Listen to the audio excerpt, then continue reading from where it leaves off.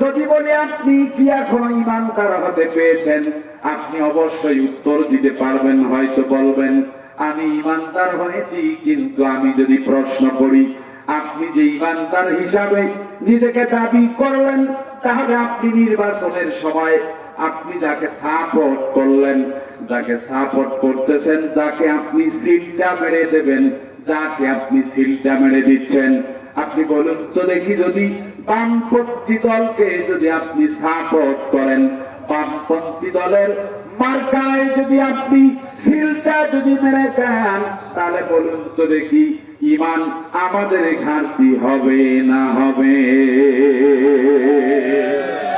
আপনি ঈমানদার বলে দাবি করলেন, অথচ আপনার ভোটটা চলে গেল নৌকায়। আপনি সরাসরি আপনি তাগুতকে স্বীকার করলেন, বামপন্থীদেরকে স্বীকার করলেন।